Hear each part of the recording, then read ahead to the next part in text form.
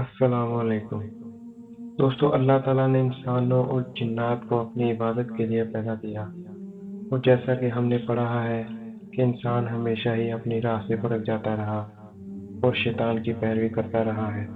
اس کے نتیجے میں اللہ نے اپنے پیغمبروں کو ان کی رہنمائی کرنے کے لیے بھیجا۔ کچھ تو واپس اپنی اصل راہ پر آ گئے، لیکن کئیوں نے کفر کو نہ چھوڑا، اور ان کا نتیجہ انہوں نے اللہ کے عذاب کی شکل میں پایا۔ اور ہم جانتے ہیں کہ کچھ امتوں پر عارضی عذاب آتا تھا اور وہ واپس اللہ کی جانب جھک جاتے تھے، لیکن کچھ امتوں کو مکمل تباہ و برباد کر دیا گیا۔ دوستو، ہمارے پیارے آقا کی امت اللہ کو بہت پیاری ہے، لیکن اگر وہ امت بھی اپنے راستے سے بھٹک گئی، اللہ کو جلال بھی زیادہ ہی آئے گا۔ لیکن اللہ اس امت پر اپنا کرم اور رحمت بھی کرتا ہے، اور ہمیں بار بار مختلف اشکال میں ڈراتا ہے کہ ہم ابھی بھی سنبھل جائیں اور واپس اس کی راستے پر چل پڑیں۔ دوستو، عذاب الہی کی چھوٹی سی مثال وبائی بیماری بھی ہے، جو کہ مقررہ وقت پر انسان پر وارد کی جاتی ہے۔ اب انسان کو خود سمجھ جانا چاہیے۔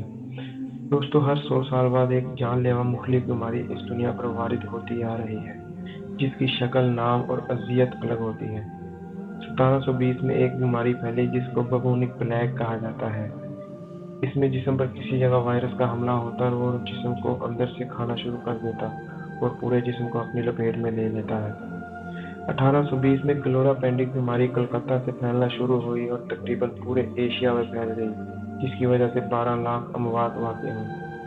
1920 میں تو عذاب الہی نے دنیا کو ہلا کر رکھ دیا۔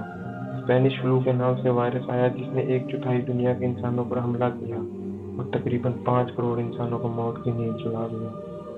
اور اب 2020 میں کرونا وائرس کے نام کی بیماری اس دنیا پر مسلط ہوئی ہے، جس نے آج کی تاریخ 10 اپریل 2020 تک 16 لاکھ لوگوں پر حملہ کیا اور 1 لاکھ کے قریب اموات کا سبب بن چکی ہے، اور یہ تعداد ابھی جاری ہے۔